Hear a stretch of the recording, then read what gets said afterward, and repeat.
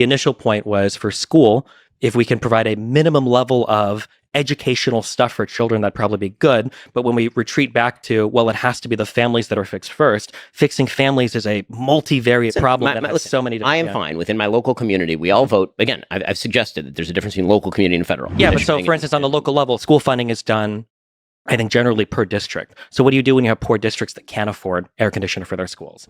The problem is, and maybe this is sort of the self-defeating problem of the right wants to change the culture, but the right is inherently skeptical of any sort of top-down institutional change of things, which is the only way to change culture from a top-down approach. I'm excited for this conversation because I consider you to be really intelligent. But I feel like sometimes there are ways that conservatives talk about certain issues that seem to defy logic and reason, I guess. So here, and I'm sure you feel the same way about I feel the same way about progressives, but even some liberals for sure. Before I ask this question, it's going to relate to education.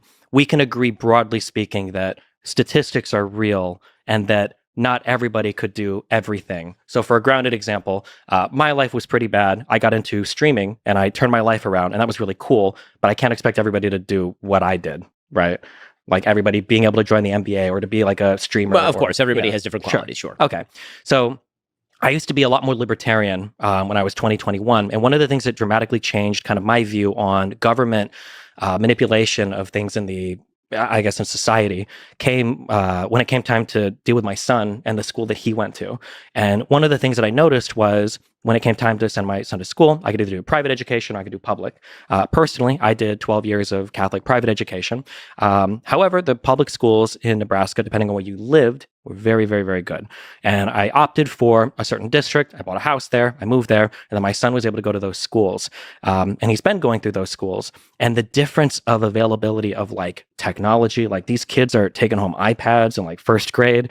They've got like huge computer labs and everything. Do you think that there is some type of, I don't want to say injustice or unfairness, because I'm not even looking at it that way, just pragmatically, that there might be children that are in certain schools that if they just had better funding or more access to technologies or things available to them, that those kids would become more productive members of society, that with like a little bit of a help, they could actually achieve more and do better for all of society? So I think that on the list of priorities, when it comes to education, the availability of technology is actually fairly low on the list of priorities. Sure. The two things I've heard are food availability and I think air conditioning, I think are the two biggest ones that I hear, but sure. Well, I mean, the biggest thing in terms of education itself, not just the physical facilities that we're talking about, would actually be two-parent family households. Sure. Communities that have fathers in them is actually the number one decisive, according to Roland Fryer and many studies done on this particular topic. And the idea that money alone, that investment of resources is the top priority in schooling is belied by the fact that LAUSD, which is where I went to school when I was younger, they pour an enormous amount of money into LAUSD. We're talking about tens of thousands of dollars very often per student, and it does not result in better schooling outcomes. And so when you say, if we could give every kid an iPad, would you give every kid an iPad? The question is not, if I had a replicator machine from Star Trek, would I give everybody an enormous amount of stuff? Sure, I would. Every resource is finite, every resource is limited, and you have to prioritize what are the outcomes that you seek in terms of the means with which you are seeking them. And so, again, I think that the question is I quibble with the premise of the question, which is that, again, the chief injustice when it comes to education on the list of injustices is lack of availability to technology, or that it's a funding problem. I just don't think that's the case. Sure. And I can half agree with you there, but I don't think any amount of changes in the schools will create two-parent households. Right, we can't bring it. I totally agree with you. So that's why I think that the fundamental educational problem is not, in fact, a schooling problem. I think that it pre-exists that. Okay, so just talking about like resources and money into schooling, I think. Do you know what an S curve is? Yes. So, like an S curve, if just imagine in your mind on a graph the letter like S. So basically, means is like at the bottom, like let's just say like the y-axis is grades, and then, or I'm sorry, the y-axis would be like money, and then the x-axis would be grades or whatever. I'm fucking it up. Just imagine an S, okay, in your minds. And it's like, yeah, when a school has no money, you know, when you first give it a big infusion of money, there's going to be like a drastic increase probably in grades and like how well students do. But then it's it's going going to to get plateau relatively quickly. right. But there's a plateau point where you can just keep throwing money at something and it's not going to fix anything beyond that point. Right. And so, like when Destiny brings up like air conditioning, obviously, if you're in a school and it's like 100 degrees outside and there's no air conditioning, no one is learning that day, right? Yeah. Look, go ahead. You finish Right. your point. No one is going to learn anything there. So I think that's like that'd be like the big leap part in the S curve. But Well, like the kids at home that with a secure household are going to learn more than the kids without. no, a secure I understand that. I understand that. But I'm obviously. just saying like overall, right? And air conditioning is not going to make a difference in that. You could have I know I understand that. But what I'm saying is if we're talking about like all kids in a public school somewhere, even if you have a kid who's got a two-parent household and he has the best parents in the world, whatever, if it's 100 degrees outside and it's 100 degrees in the classroom and he's just it's sweltering in the classroom, there's no AC, he's not going to perform well in school, right? Nobody is, right? Sure. And so that's part of like when you have AC, that's like part of the big jump. But then past certain things, like I don't know how much giving every kid an iPad, I don't know how much that's going to improve a student's learning capability because they all have iPads, right? To me, that's where you start to get into the plateau of the spending money on students part of it. For me, it's very simple. Look, if you're a kid and you're living in a single parent household, your mom's having trouble paying the bills, you're seeing that all the time. You're in an environment where you don't know if you're going to have to move soon because, your living situation is unstable. That's going to make it very difficult at school. Give that kid an iPad and it's not going to change anything. Give that kid air conditioning, not going to change anything. They're still going to be going home every single night to an insecure situation that's going to make it very hard to concentrate on their schoolwork. And it's laughable to me that people think, yeah, you just give more resources to the school and that's going to solve the problem at home. It's not. Well, yeah. Yeah, for some problems, no amount of resources is going to fix Yeah, it, exactly. obviously. Right, Yeah. obviously. So that's basically the essence of the dispute here. Ben is saying, look, that kid needs a stable living situation at home first. Sure, right. But when we're looking at across the board averages, I think, well, okay, going back to the resource question for a second. It also, I think, depends on the resources that you spend. Because while I do agree, two-parent household and all that stuff, obviously that has a massive factor in educational attainment stuff. But I do think that Ben is too focused on that because he's ignoring the thing that I always talk about, which is that schools in America, especially lower income schools, have massive discipline problems. And I understand that kids that are not in two-parent households are going to have more discipline problems than other kids. But if these schools had funding and smart funding, so they weren't buying fucking iPads, but were paying for programs where the problem children could be removed from the classroom and placed somewhere else so that the kids that are not problem children could actually learn and teachers could actually teach, I think that would have a huge effect on most of kids' abilities to do well in school. Yeah, the problem child is obviously a huge difficulty for teachers. I've been watching some of these videos that are ex-teachers that are saying, I'll never go back to teaching again. And a lot of them are making the case that they're kind of all problem children at this point, which is an interesting conundrum. So I don't social media in the way that exactly, Yeah, right. exactly. Yeah. And just there's a lack of authority that they have. So they're really in no position to discipline them. They try to discipline them. And then the parents come in and they're on the kid's side. They're like, what the hell are you trying to boss my kid around for? So the parent isn't even on board with the discipline.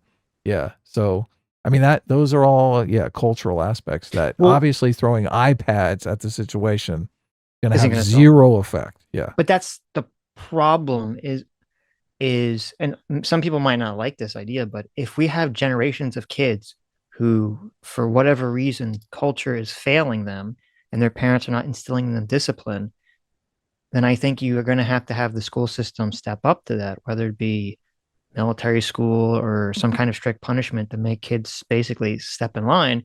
Because otherwise you're going to have a situation where we're going to have generations of kids that are just going to, destroy the country essentially.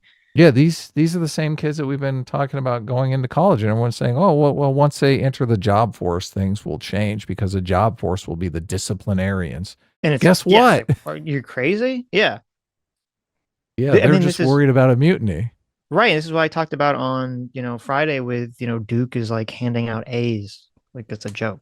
Yep. All these kids are getting this, and but I think that's the problem. If the parents are not going to be strict or disciplined with the kids, then the schools are going to have to be strict and disciplined with the kids. There's no other alternative to that unless we all just crash and burn at this point, essentially. Right. But there's another thing here too, which is that there's a bias on the left and a bias on the right in discussing these issues. The bias on the left is they want to focus on the issues that can be solved via government. Okay. So they say that's why there's a lot of this focus on like throwing money at schools. That can be solved via government. You can tax Right. people, you can raise money, you can throw money into schools. It's all government involvement, government involvement. We want to have the government be involved. But then the right has the bias in the other direction. They want to be focused on the issues that doesn't Culture. Yeah.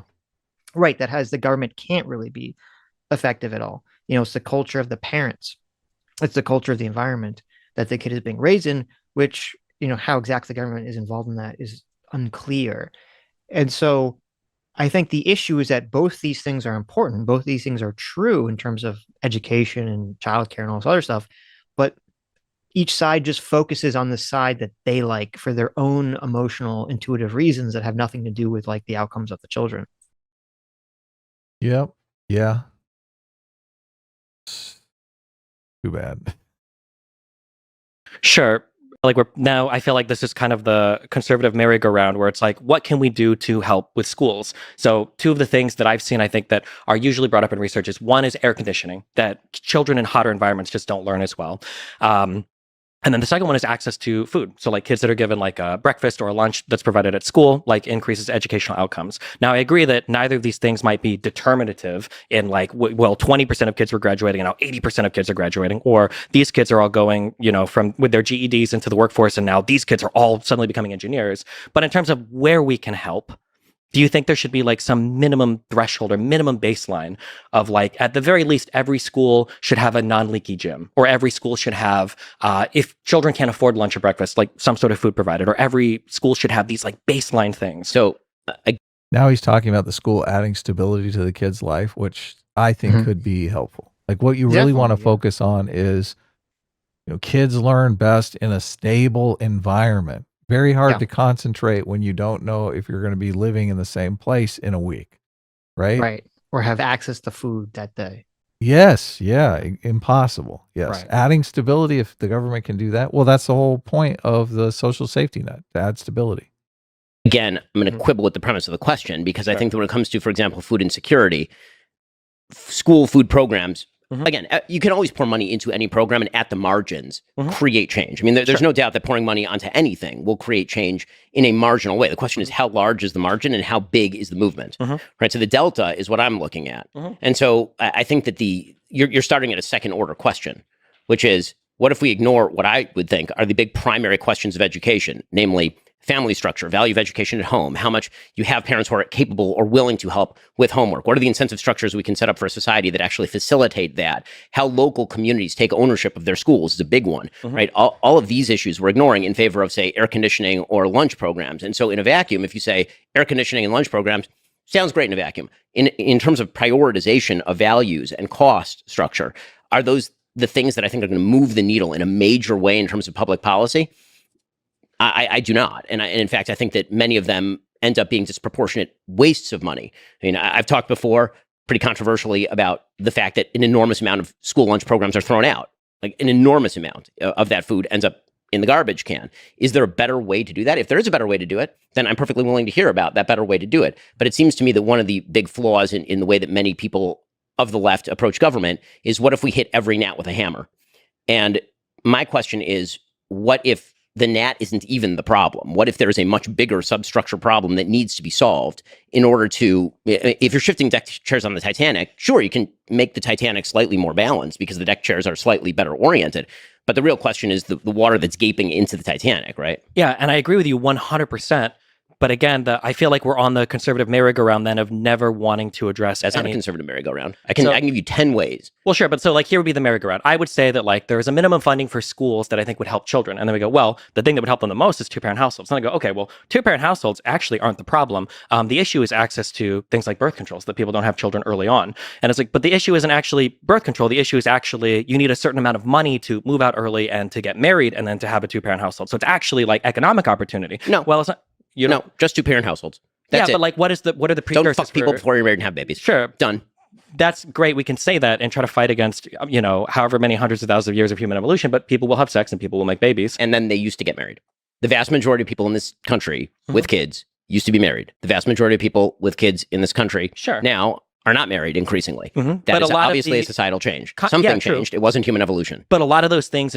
Do you think the left is responsible for changing the norm of publicly shaming single moms and deadbeat dads?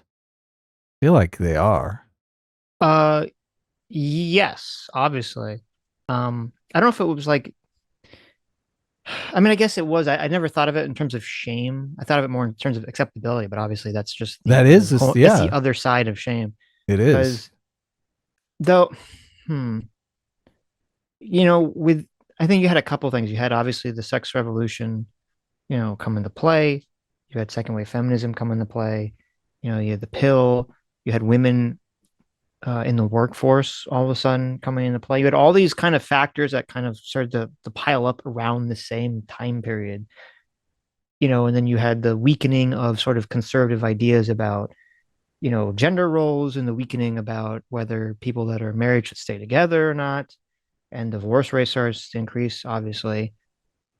So yeah, you just had so many factors all stack up on top of each other. It's all leading to, people having kids out of wedlock, people having kids and then getting divorced, blah, blah, blah. And these are all going to obviously have negative impacts on children being raised. So if it was socially acceptable to publicly shame deadbeat dads and single moms, that would make a difference culturally, right?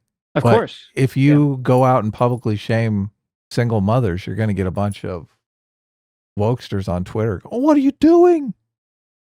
She's stunning and brave, that single mom. Yeah, but okay. Barack Obama was from a single mom. Here's the issue. This is why the left defends single mothers, is because they look at it from the perspective of not like, oh, here's a woman who's a hoe who's going around banging a bunch of people like irresponsibly and having sex, right? Which obviously happens. That's not, but that like when you talk to someone on the left, especially someone older, think that's like 90% of single moms, but I go ahead, don't continue. know if that's true, but that's not like what's in especially older liberals' minds when they think of a single mom. What they think of is there's a woman who's in a relationship with a guy. Maybe they're married, maybe they're not. They have a child. That guy is like an a-hole or abusive, and so she always blame the guy. No, I understand. I'm not saying that's what's real. I'm saying that's their perception of reality, right? That's why they defend the single mothers. So then when you start talking about ideas of like, we should try to culturally shame deadbeat dads and single mothers, their response is going to be, oh, you're just going to increase abuse towards women because women are going to be too culturally disincentivized to leave abusive relationships. That's going to be how they interpret what you're saying. Right, yeah. They shouldn't get into abusive relationships to begin with. What are you doing having a baby with a guy who's abusive?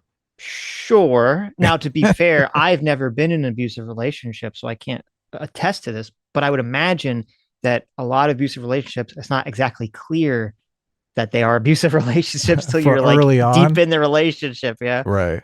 People tend to be on their quote best behavior early in the relationship, and then they kind of become situated as time goes on, especially, after marriage. Once they get a kid out of you, then they become abusive. That can definitely happen. Right. Or people's, you can have a relationship with someone and then, stressors are added to their life, their job situation, or having a child. And that brings out elements of a person that you didn't anticipate or you never saw before. How about we just publicly shame abusive partners as well? I agree. But see, this is the difficulty. Humans are stupid and not good at like existing in the gray areas of nuance and subtlety. So it's true that it's like as we weaken as we attack the idea of like women shouldn't have to stay in abusive relationships, people can't just like have it be that narrow focused. It broadens itself through the cultural meme into like, well, women should just be able to leave relationships for any reason. Men should be able to leave any relationship for any reason.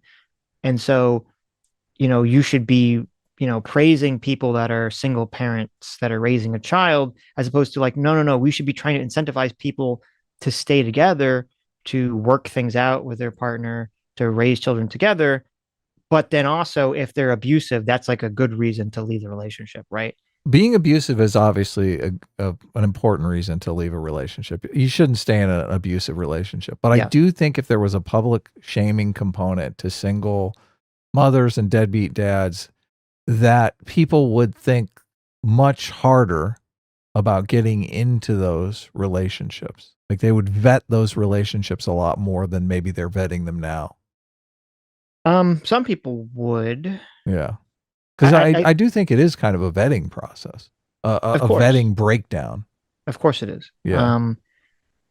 But I think when people get in relationships, there's not a lot of thinking going into it. I think there's a lot of intuition and a lot of elephant and a lot of emotions, right? Right. But if you're in an environment where there's no public shaming for leaving the relationship, it's very easy to get into a relationship and be completely Pollyanna about it, be even delusional I'll change this person, things will work out, denying the abusive nature that you're seeing right in front of your face.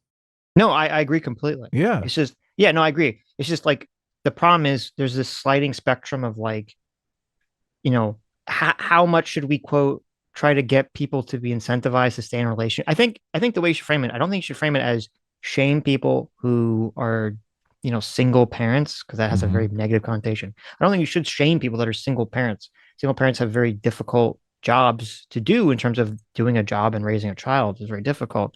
I think you should frame it more in terms of we should try to incentivize people to stay together, right? Try to work things out. And how do you do that if you don't use shame? I'm just talking about how you should frame it. Okay. Right. I get it, but I just look, it would be super cool if you guys worked it out. Like, I don't know. No, but what I'm saying, like, so there's a sliding spectrum of like, let's say on the right side, it's like you want to ultra shame anyone for being a single parent, and you want to ultra incentivize everyone to stay together. So you're going to make like divorce illegal. That's like the extreme right. And then the extreme left is, you should be able, society should actually cheer you on leaving your partner at the drop of the hat because they farted in front of you, like, or whatever. They bought the wrong brand of cereal for your breakfast. Right. And so the difficulty is always trying to find like where that sweet spot is to create positive social outcomes. And I'm just saying that unfortunately people are really bad at like existing in that sweet spot. They always want to push it one direction or the other way too far. And right now we're too far to the left in terms of like, I think people wanting to leave relationships after having children, too quickly. Right. Or too easily. I'm trying to think of what the carrot is, because obviously shame is the stick, but yes, there's a child tax credit, which is some sort of incentive. I think there's some tax credits in some situations for married couples, but they should just turn that way up. They should like give married couples pay half taxes. Maybe. Yeah. I mean, that's from the government perspective, something like that would work. I agree. From a cultural perspective, I think we need to bring back the more conservative notion that like the thing that you should be striving for is to get into a relationship with someone and have children. Is like a conservative cultural element, like the 1950s. You want to have that house with your kids and the white picket fence. Like that's the thing that we should be pushing again, is like the goal of people. And we've moved too far away from that, in my opinion. That is success. Yeah. Right. Yeah. But what if somebody wants to be like their favorite polyamorous streamer? I mean, you're free to do that, but the culture should be pushing you away from that, Yeah, definitely. In terms of resting on whether or not people get married have to do with financial decisions. Do you have the money? People are worse off now than they were 50, 60 years ago when the marriage rates were higher. People are delaying the start of their careers because education is going to be increasingly important. So In other words, people are richer now and they have more education now, and yet they're having more babies out of wedlock now because they're richer and have more education. I'm saying that one of the biggest indicators for whether or not somebody's willing to get married is how much money both people are making if they can move out of their household. People don't tend to want to get married at 22 when they've just finished college, when they don't have the money to move out and they can't afford a house. Because we have changed the moral status of marriage in the culture, meaning that everyone, poor, rich, and in between, used to get married. By the way, a huge percentage of marriages in the United States used to be what they would call shotgun marriages, meaning that somebody knocked somebody up, and because they did not want the baby to be born outside of a two-parent household, they would then get married. Do we think that shotgun marriages, though, are a way to bring back equilibrium to education? Yes. Yes, absolutely. Yes, 100%. Do we a think child that, deserves a mother and a father? Sure. That is, So I think that's completely off. I'm sure if you were to compare a shotgun marriage where you have like two people who are in a relationship and have a child who are not happy to be in a relationship and they're only together because of the child, whether it's a cultural mechanism forcing them together for the child or not, that anger of being together is 100% going to seep into not disgust, but like not liking the child, right? And the child's going to feel that and they're going to grow up, and that's going to ruin them. That's going to like definitely fuck with kids' minds. And I'm sure lots of people have experienced this. I'm sure many people listening to this have experienced this. They felt sort of like from one parent or the other, a sort of like anger towards them for being in the relationship for their sake. Parents fighting at home does not make a child feel they are in a stable situation. Right. Yeah. So I don't buy this idea that bringing back shotgun marriages is going to have a positive effect on the well-being of children going to school. I don't either. And I think it's difficult. And I think Ben's kind of making a correlational mistake here because it's like, yeah, it's true back in the day that there were a lot of shotgun marriages. And then you also say, well, kids are doing better in school. It's like, yeah, but every part of society was different back then, right? There was a more traditional idea about what it meant to succeed. There was a more traditional idea about, that was like a time period where schools could literally paddle children if they were misbehaving, right? So Yes. you had there's so many different factors in that world that to just point to and say, well, shotgun marriages made it better for kids. Like, I don't buy that. The metric that you're looking at is home stability. And I mean, you can lay these out. If you have a single parent household where the parent has a good job and everything is stable and calm and the parent has time or is hiring tutors and whatnot to help you, you're going to be in a better situation than a married couple that fights all day. Sure. And are always teetering on the edge of divorce, and the parents, the kids see that. Yeah. So, I mean, I don't understand why they don't just simplify it to home stability. That's what we're looking at. And to say, marriage is what creates a stable home. Nah, not really. I mean, good marriages, sure, but a bad marriage is not a stable home either. No, that's a great point. And see, that's kind of like, this is why it's important to separate results from ideology. Yes. Yeah. Because it's like, yeah, the ideology is like a conservative notion of you need to have two parents. And so therefore, like there's a little bit of working backwards to say that's like the goal. It's like, yes, well, no, totally. The goal is stability. Yes. And now often stability is a result of having two parents in a household, right? Right. But not always. Yep. So this is why I think the numbers where they've done a study that shows parents that are not married but cohabitating have as dismal outcomes as single parents do. And I think a lot of that has to do with the stability. I think that's the kids sense that instability. They're like, this relationship, I mean, mom and dad are like boyfriend and girlfriend. They know the difference between married couples and boyfriend and girlfriends. Boyfriend and girlfriends are insecure. Married couples are secure. They know that. They're not dumb.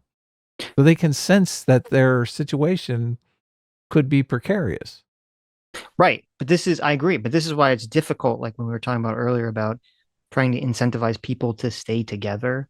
Yes. Versus shaming people who are single parents is because, is what we're talking about. There's very easily situations where if we have a world where people are shamed for breaking up, so the people are together in a relationship because of the shame of breaking up because they had a child, I think the child's going to feel that, and that's going to be a much worse situation than if it was a single parent household. Right. You're saying that the kid would suffer from the shame. Yes. This is Well, no, where the be- no, term no, no. bastard comes from. It's not that the kids would suffer from the shame. It's that the parents would be like, well, we can't break up because it's such a social shame in breaking up when we have a kid. Mhm. And so that's going to make them resentful. And that resentment is going to be directed at the child. And they're going to Right. be resentful towards their own child. And I would imagine that a kid growing up in a two-parent household where the parents resent them is going to be worse for the child than if the kid grew up in a single parent or a split parent situation where the parents didn't resent them. Right. Yeah. I think a lot of people put a lot of emphasis on emotional stability that I'm not sure is wholly needed. I think it's financial security, I think is far more important. But the only reason financial security is important, I completely disagree with you. The only reason financial security is important is because it creates emotional stability in children. For themselves, but I mean, you could have parents that are very standoffish, Of course. but you know you're not going to be out on the street. Sure. But Yeah. that's what I'm saying. That creates emotional stability in the child because they know they don't have to worry about like eating, right? Sure, yeah. Yeah. But I'm saying there are some people that think having parents that are financially unstable but are all very loving and supporting of you. I mean, I guess that can compensate, but 100%. Yeah. Yeah. There's not a catch-all for any of this stuff. no. But stability is the metric, and it's just Stability it's is- better. It's better if we talk about it openly. That is the basis for all of this. That is the basis for all of this, including education. Do we think that shotgun marriages are, well, let's say this, do we think that that's a reasonable direction that society would ever take? Or is this like, Yes, it was the reasonable direction for nearly all of modern history. but history moves in one direction, right? Why? Because of time? I mean, people don't think that's in what way is that? Is and I don't think we've ever regressed yes, social standards back to like, oh, well, let's go 100 years back and do things that, used to exist before. I That's think weird. things The like entire left right now is arguing that we regress social standards by rejecting Roe versus Wade. So that's obviously not true. the Roe versus Wade is not a social standard; it's a Supreme Court ruling. Number Yes, one. but Number then- two, what if you read the So the whole, I don't know why Destiny brought up the whole like time moves in one direction thing. I think that's a horrible argument because things do change back. Things do regress or go back to the way they were if you look through at history. Prohibition is the situation you're looking for here. Yeah, prohibition is an example, but Perfect I think example. Yeah. I think Ben bringing up abortion is a fine point. Now, what Destiny sort of follow up with is what he's trying to say, which I think is true, is like usually things don't go back to exactly the way they were. Things go back to some element, but it's like a remix of what it used to be, right? We can never go back. The whole return will not happen unless there's some sort of massive catastrophe that wipes out like all the infrastructure of the world, right? Unless that happens, the quote return crowd will never get what they want. Unless they want to go fuck off and be Amish somewhere, in the woods, which you're free to do. I wish they would. Yeah. actual majority opinion on Roe v. Wade, we can see that socially we actually never made huge progress on how society viewed abortion. This has always been an incredibly divisive thing, right? Even that was, I think, part of Alito's writing on it was that things like gay marriage, for instance, we've kind of moved past and it's not really as debated anymore. But abortion was never a settled topic, despite Roe v. Wade. See, I don't agree with that at all, because if you look at the polling data, the majority of the people don't actually agree with a lot of the Republican positions. The majority of the people in all polls that I've ever seen on abortion is that most people are in favor of abortion with restrictions. Yes. To some time limit or something to that effect. But a lot of the red states are pushing abortion laws with either only for like rape or medical exceptions or that, and that's it, right? Which does not actually conform with the majority of people's views. Now, the reason they're pushing that is because that's power works by the people that gets them elected. And the people that are motivated to get them elected, they feel like are the people that are, the hyper pro-life crowd. But I do think that there's a huge chunk of like the normie population who their view on things changes as the law changes. So it's like there's a lot of people who might have been very, very, like in the 1920s, and I've talked about this before when people bring up Margaret Singer, who was involved with sort of abortion stuff. In the 1920s, in the early 1900s, it was more socially acceptable for people to talk about eugenics than it was for people to talk about abortion. That's crazy. Like, that's mind-blowing, right? Right. Yeah. And so now obviously that's changed. Eugenics has completely fallen out of favor for the most part, and abortion is now far more accepted. But I think that abortion becoming far more accepted really is a consequence of the law changing, because humans have a great capacity to get used to almost anything. So once something becomes the law of the land, people accept it. But you can very well see this happening the other way, where if you do have a lot of red states that exist for 50 years going forward, where abortion is like completely illegal, people will just start to accept it. And like, I think people's views would change on it back to the way that it used to be, at least in those areas of the country. Right. Arc of history constantly moves in one direction is belied by nearly all of the 20th century. What do we mean by that? I mean, in the terms first of half like of the women's 20th rights, century is civil filled with rights, barbarism, communism, Nazism. All of that was a regression from what was happening at, for example, the beginning of the 19th century and the 20th century. In what way? Nazism and communism weren't a regression from what was going on in 1905. These are, in terms of like communism being a regression, for instance, I'm not a communist, but like the industrialization of the Soviet Union happened under a communist society. The industrialization, the murder of tens of millions of people. Yeah, I consider that a regression. So I think Ben's argument here is actually really awful. Even though I agree that Destiny's point is wrong, I think Ben's making a really bad position here. Communism and fascism are not a regression away from liberalism.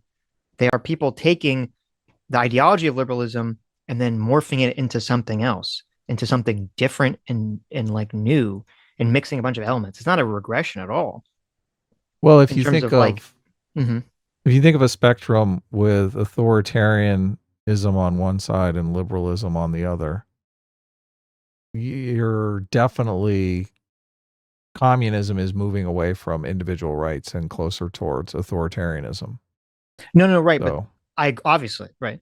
But there's some Sitch's law going on here, because they're using different, they keep switching this conversation between different definitions of progress and regression. So, yeah. Like, I caught that too. Yeah, because like when Ben says regression, he says like moral regression. So what he really means is like moral badness. So like, yeah, obviously communism. He's talking about the killings, the actual deaths, the millions of deaths. Yeah. Right. So like, and it's kind of, so like obviously like killing people and like genocide is a more morally bad thing than living in a liberal country that doesn't happen. A state, a democratic capitalist country that doesn't happen. Right. And it's also denying all those people their individual rights. Exactly. But which is also immoral, but right. But in terms, so obviously, if you want to call like badness moral aggression, okay. But I don't think that's really what I don't think that's really what the conversation was talking about. I don't think Destiny, when he talked about like time moves in one direction, I don't think he meant that we only become more moral as time goes on. It's more just that like the ideas of society, like things have to keep being built upon the ideas that exist and evolving forward. Ideas and philosophies sort of seem to go in mostly an evolutionary tendency. And then you can bring back old ideas and tradition ideas and you kind of built onto it, but it's still like a new remix of the old ideas because the environment changes and the culture changes. So as long as you're not back in the realm of like farming, the ideas are going to be slightly different. And so from that perspective, from the original perspective of progress versus regression that I think that they were talking about, communism and fascism are definitely built upon the foundations of liberalism. They're not, or are built on like the remix of liberalism. They're not like a regression. Like a regression would be if we're like, oh, we need to go back to like monarchism. Yeah. I think of, first of all, I think individual rights and property rights are basically the foundation of Western civilization. I think you can conceptualize society as a giant human resources problem. And if you maximize individual rights, you give people the ability to find where they fit in society best. And the individual is going to have the best concept of that. They know what they're interested in. They know what they're good at. This is why command economies don't work. You're placing people based on where you want them, not where they'd be most efficiently useful. Mm-hmm. And also, you have to have the protection of individual property rights, because that gives the person the incentive to find the place in society where they fit and get their ass there. Like, there's no incentive if I'm going to develop some amazing, I'm going to make a time machine that everyone will love and use for forever and ever. I'm not going to do that if I can't benefit from the fruits of my own labor. So without property rights, everybody hunkers down. They don't build anything because they're like, the monarch's going to come by and just steal my new invention away from me. Right. So both of those things, I think, are, you have to focus on those, and we have to maximize those in society. Not too much. We can't maximize individual rights to the point where, people can take advantage of other people. Obviously, like a lot of the reaction to the Civil War and slavery was they were saying, look, you're impinging on my rights. It's my right to own other people. So there are some limitations to it, but it's about finding that balance where you can maximize individual rights, maximize property rights, because there's a balance there too, right? Mm-hmm. Taxation obviously is taking away from something somebody's earned. So it impinges on property rights a bit there. So you're finding a balance where society can be the most efficient. And if you're not talking about it in these terms, it's like you are, and I like what you said earlier about how you kind of have to separate it from ideology, because a lot of times people bring an ideology to the table, and they want society structured in a way because it appeals to their moral intuitions, right? They're not really thinking of it as a human resources problem. They're thinking of it as, I don't like the fact bosses tell their employees what to do. I think that's a problem in society that needs to be solved, right? Mm-hmm. So they're kind of structuring their view of the world to solve this one minute problem. It's really not even, it's a problem for them. It's not a problem for everyone. I agree. Yeah. But I just want to be clear on something else that I was talking about, because some people are confused. We're talking about the regression versus progression. Again, this is Sitch's law and what these definitions mean, because the word regression and progression mean two different things in this context. Right. So like for example, if you're part of a caveman tribe and you hunt with sharpened sticks, and you do that for 50 years, and then someone comes along and they say, hey, if we sharpen a rock and we fasten it to the end of the stick so that, it makes the spear that we use to stab the woolly mammoth like better. Okay. That's like a progression. That's like a technological progression. And if someone comes along and says, hey, we shouldn't use the spear with the rock on the end, we should go back to just sharpening the stick because of what, the spirits like it better, that would be a regression, right? It's not really like a moral regression, even if it's framed through a moral question of like spirits liking the one way or the other or something. But like the actual moving from a stick with a stone versus a stick that's just a stick, that's just a regression. You're going back to the way it was, like literally going back to the way it was. It's not a moral question. Now, there is a moral regression, which we in today's world tend to think of like moral progress going in one direction, right? Or going in some direction. And so, like, especially on the right, people say like, oh, morality has degenerated, right? Like, oh, it's a degeneration of morality to go from people having two parents, having a child, to living in a polycule and a bunch of children wandering around, right? So those are two different definitions of the word regression. So we just have to be clear. And I'm saying that in this conversation, they're kind of like, both of them are kind of bouncing between the two definitions here. So it's not exactly clear what's being argued or talked about. Right. Yeah. Spencer Harmon, thanks so much for $20. Says, don't forget to like the stream. That's right, guys. Smash that like button. Yeah, we got almost 1,300 live viewers. So thank you. Let's get our likes up. Gaming Truck JS for $20. Thank you. Says, I think you guys need to steal Man Ben's argument on shotgun marriages. There's more to a good parent household. There's more good to a two-parent household versus single parents. Thomas Sowell and Larry Elder speak a lot with statistics on this topic. I don't think we're not steelmanning his argument.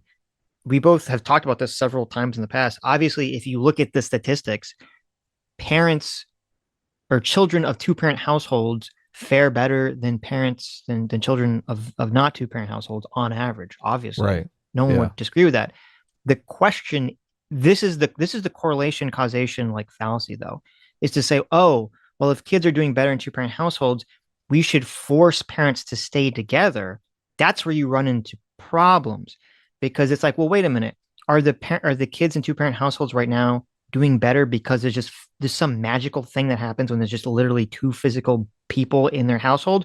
Or is it that people that stay together in relationships are generally more emotionally balanced, right? Yeah, Or less more likely to be assholes. right, are less likely to be assholes, or maybe better emotionally compatible with each other, and thus are going to create an environment with children. So Less selfish, more giving, more caring. right, like there's like a multitude of reasons for this. So to just say like, well, we should force people to stay together, that's not the solution.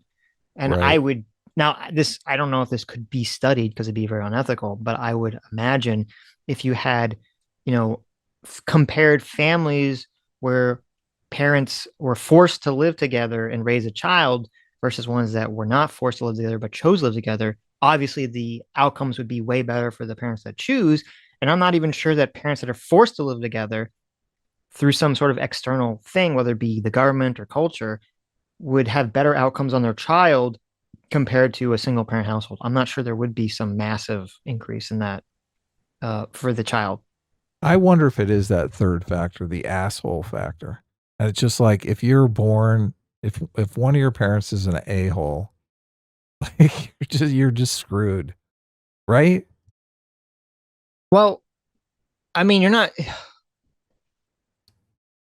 So back in the day, when divorce was much lower, lots of kids had asshole parents, right? Yes, of course. But they still probably had better outcomes just because there's all these other cultural checks in place Right. that put people on the right path. The problem is so many of the other cultural checks, like get a job, get an education, get married, have children, all these other cultural checks have all also Changed, crumbled at the yeah. same time. And so what I'm saying, to me, you can't just simplistically say two-parent Yeah. household, two-parent household, when it's like 20 different things have changed at the same time. And so it's not so simple to just say two-parent household, clap your hands, right? This That's is a why I factor, focus. but it's not like the entire picture. This is why I focus on the stability metric, because I really think that's Yeah. the heart of the problem there. You can look at all these different things and gauge how they add to the stability situation. Right. Moral regression, which is what we are talking about now, moral regression.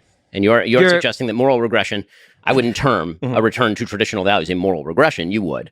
But your suggestion is that history only moves in one direction. And I'm suggesting that history does not only move in one direction, it tends to move actually back and forth. Sure. I don't think that all of history moves in one direction. There are going to be wars. There are going to be times of peace. I think in general, we're more peaceful now than we have been in the past. But I think when we look at the way that people live their lives, I think that we tend to move in a certain direction socially. So when it comes to things like racism, or when it comes to things like slavery or women's rights, I think that there are two huge things that probably aren't changing in the US. And one is access to contraception, and one is women working jobs. I think that these two things are probably huge things that are moving us off of shotgun marriages or getting married very early on. And I don't see those. Do you think that those two things are going to change fundamentally? First of all, what the data tend to show is that actually more highly educated people, as you were saying, tend to get married more. So if the idea is that women getting an education somehow throws them off marriage, it's the opposite. Usually but those women who are aren't not getting, educated. but those women aren't getting shotgun marriages. Those women aren't having children. Yeah, when but they're now 18, you're 17. shifting the topic. My topic was how to get more people married. And what I'm suggesting, and then you suggested that higher levels of education are delaying marriage and making it less probable. And what I'm telling you, because this is what the data suggests, is that actually as you raise up the educational ladder, people tend to be married more than they are lower down on the educational ladder. If you're a high school graduate, you're less likely to be married than if you're a postdoc. That's because of financial stability. I would argue. Yeah, sure. Agree with you, but that's because one of the biggest precursors to getting married is having like a level of economic stability. So Yeah, as people there we get go. more educated, they obtain this economic stability, and then they're in a more comfortable position to explore more serious There's relationships. another and get married. confound there. I mean, the confound is that people in stable marriages tend to be the children of stable marriages. And there's only one way to break that cycle, which is to create a stable marriage. And that is something that is in everyone's hands. Again, this notion that it is somehow an unbreakable, unshatterable barrier to get married and have kids. I don't understand where this is coming from. Why is that such a challenge? I don't think it's unbreakable or So, but also beyond, again, it's like a backwards science, as Scott Adams always says, problem too, because it's like, yeah, people that, do well in society, so they make a lot of money, and thus they get married and they have more stable relationships. It's like, well, part of the fact that they are doing well in society probably means they're a more emotionally stable person, or a person whose emotions and personality are better at fit with current society. Yeah, they're a team player. Right. So, Yeah, they're a team player. It's just, this is funny because Destiny's completely correct here. Economic stability is a giant factor, especially for smart people having kids. Like, it's difficult to get people to have kids in when they're in economically dire straits, right? But Ben doesn't want to touch that one, because all of a sudden then it's about raising the minimum wage, the government coming in and bolstering people's economic security, right? Right, but this is the problem, because they're both correct. But it's, as you're saying, and as I said earlier, people on the left want to fix their view on things the government can affect, and people on the right generally want to fix their view on things that the government can't correct.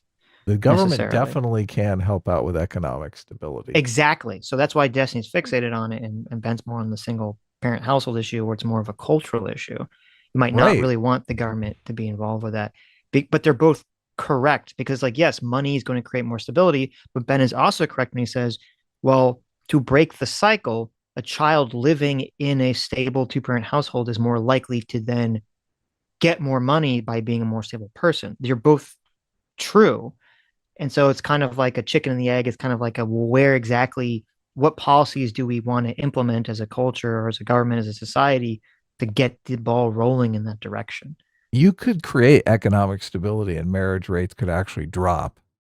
That could happen because of other environmental factors. Right. Yeah, exactly. Well, and that's actually been argued, that the reason divorce rates have increased is because now that women are working, they don't have to rely on a man's income, essentially. Yeah. Right.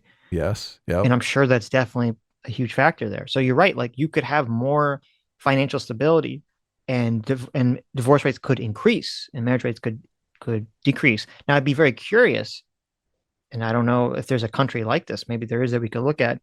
If you have a situation where economic stability increases to the point that women and men don't require each other's jobs, and so, like, the divorce rate increases and marriage rate decreases, how do children fare in those situations? Do they still fare worse overall? Does it kind of like a wash overall, or do they fare better? I don't know the answer to that question. If they're in a stable household, I don't see why they would. But I guess you do run into issues with the role models. That's the because that's something we haven't even talked about yet, is that I do think children benefit from having a positive masculine, male feminine role model that they can kind of balance themselves, or view, not just balance themselves, but also understand how other people are that they interact with in the world. Yeah. Everyone in California, well, a lot of people in California have the hippie parent role model, which is hilarious. Yeah. Which is hilarious. Have you had any friends that have the hippie parent role model? I don't think so. No. Look, my parents were very socially conservative, basically, both working parents. Mm-hmm. Very stable situation. Obviously, I benefited from that. I'm a college graduate. I have a bachelor's of fine arts. So yeah. But I remember the first time that I encountered a friend that had the hippie parent model, where I went over to her house, and, like, her mom starts rolling a joint right in front of me. I'm like, how old were you? I must have been like maybe 15. I was like, this is your fucking parent? This is right. Like, yeah. That just blew my mind. I was like, what? My parents would kick my ass. Look, I smoked weed, but my parents would kick my ass if they found out, obviously. Had to keep that very on the DL. Right. But this just blew my mind. Look, your mom's rolling a joint right there in front of me. I don't know. I think there's a problem, and I think this is kind of the problem that we're facing today, is that there's the idea of like perpetual youth for adults. Oh, yes. Yes. Now, I don't have a problem with, because I'm one of these people who's an adult who likes a bunch of like video games, anime, and shit that is considered like childish. I don't have a problem with that. You can like things that are quote considered like more childish. The problem is when you act, when you're emotionally, and also your view of society is more childish. Like, for example, going to the hippie parent you're talking about. I think it's very important for parents to instill in their children a respect for rules, laws, and society's norms. And obviously, flaunting in front of your children that you're going to just smoke pot is sending a very clear signal to your child that like everything is bullshit and nothing matters. And how is that person going to move forward in society? Obviously, they're not going to have any respect for society whatsoever, any respect for teachers, for laws, for anything. Yeah. Yes. Yeah. Unshatterable. The initial point was for school, if we can provide a minimum level of educational stuff for children, that'd probably be good. But when we retreat back to, well, it has to be the families that are fixed first, fixing families is a multivariate problem that has so many different... I am fine. Within my local community, we all vote. Again, I've suggested that there's a difference between local community and federal. I'm fine with my local community voting for school lunches or air conditioning or whatever it is that we all agree to do, because the more local you get, the more homogeneity you get in terms of interest and the more interest you have in your neighbors. All of that's fine. I'm part of a very, very solid community. In our community, we give to each other. We have minimum standards of helping one another. All of that's wonderful. When it comes to the actual problem of education, what I object to in the political sphere, and this happens all the time, is everybody is arguing on top of the iceberg about how we can move the needle 0.5 percentage points, as opposed to the entire iceberg melting beneath them. And we just ignore that. And we pretend that that's just, sort of the natural consequence of things. The arc of history suggests that people are never going to get married again. Well, I mean, actually what the arc of history suggests, realistically speaking, is that the people who are not getting married are not going to be having kids. And what it also suggests, the people who are married are going to be having kids. And so the demographic profile actually over time is rather going to shift toward people who are having lots and lots of kids. I'm married. I have 4 kids. Everyone in my community is married. It's like minimum buy-in in my community is 4 kids. Okay. And so what's happening actually in terms of demographics is that the people who are more religious and getting married are having more kids. And so if you're talking about the arc of history shifting toward marriage, I would suggest that actually demographically over time, long periods of time, not over one generation, over long periods of time, the only cure for low birth rate is going to be the people who get married and have lots of kids. Yeah, I don't necessarily disagree with any of that, but I'm just saying that, again, I know you're upset when I bring up the term merry-go-round. I think that there are good conversations to be had about people getting married because stable families produce stable children that are less likely to commit crime, that are more likely to go to school, that are more likely to be productive members of society, et cetera, et cetera. I'm not going to disagree with you on any of that. All of that is true. It's just frustrating that sometimes when you bring up any problem, all of it will circle back to other things that makes it seem like we can't make any progress in any area without like fixing something. In what way? I mean, I literally just told you that on the local level, I'm fine for people voting for air conditioning. Yeah, but so for instance, on the local level, so for school funding is done, I think, generally per district. So what do you do when you have poor districts that can't afford air conditioner for their schools? I mean, the idea there would be that presumably if the society, meaning the state, and I generally don't mean the federal state, I mean like the state of California, for example, decides that everybody ought to have air conditioning, people will vote for air conditioning, and that's perfectly legal. And I don't think there's anything morally objectionable about that per se. Cool. I also don't think that that's going to heal anything remotely like the central problem. Sure, and I think that what tends to happen in terms of government is people love arguing about the problems that can be solved by opening a wallet, and nobody likes to solve a problem by, closing their sex life to one person, for example, or having kids within a stable religious community. Like the things that actually build society. I'm fine with arguing about each of these policies. And whether we apply them or not is a matter generally of pragmatism, not morality. It's a matter of incentive structures, not per se morality. Because incentive structures do have moral underpinnings. There's such a thing as, for example, if you're going to use a welfare program, you have to decide how effective it is, to what crowd it applies, where the cutoffs are. Does it disincentivize work? Does it not? All of these are pragmatic concerns. But on a moral level, the generalized objection that I have to people on the left side of the aisle is that they like to focus in these conversations. Very often it feels as though it's a conversation with people who are drunk searching under the lamp for their keys. The problems they want to look at are the problems that are solvable by government. And then all the problems they don't want to look at, which are the actual giant monsters lurking in the dark and not particularly solvable by government, are the ones they want to ignore and assume are just the natural state of things. And I don't think that's correct at all. And I 1,000,000,000% agree. But then obviously my criticism for the conservative side is the exact opposite, where there are parts where government could remedy some issues. For instance, children having sex with each other and producing other children out of wedlock. Like sometimes having after-school programs is nice to prevent that. Like I didn't have time for these things when I was in school. I was doing football practice. I was doing cross-country practice. I went in early for a band, I agree with you that sometimes people only focus on one end of the problem. I hate to be that guy, but as somebody that, have you ever watched The Wire?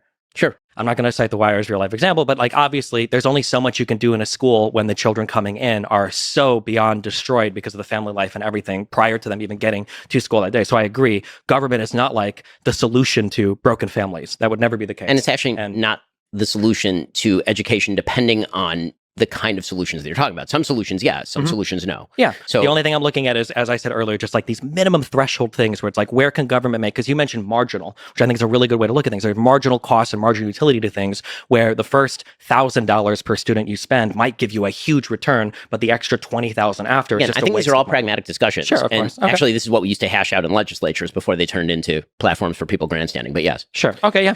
As we descend from the heavens of philosophical discussion of conservatism and liberalism, let's go to the pragmatic muck of politics. Well, I'm glad that they brought up that element, because it is true that people on the left are just fixating on government. People on the right are fixating on culture, not government. I don't know how you solve that problem. Yeah, how do you change culture though? This is the thing. I'm like, what is your... Well, it's interesting because there definitely is a way to change culture, but the fascinating element here is that the people that want to change culture, like more right now, are the right. And it's because the left has sunken their claws into culture and is now dragging it in the direction they want. Yeah. And so now the right wants to change culture. The problem is, and maybe this is sort of the self-defeating problem of the right wants to change the culture, but the right is inherently, at the moment, skeptical of any sort of top-down institutional change of things, which is the only way to change culture from a top-down approach, right? Right, you got to do it through media or popular culture is changed through mostly media, I'd say. Yeah. Yes, the right doesn't want to have the government be involved in changing culture. The right doesn't want to have any sort of institutional thing be kind of involved in changing culture. So I'm not sure how the right is in luck that the way that the left operates is very self-destructive and self-defeating because of like the woke stack is all very self-defeating. And we're seeing that happen now, and people are just getting fed up with like woke nonsense. And so maybe just people getting fed up with woke nonsense will sort of fix itself and make people more conservative.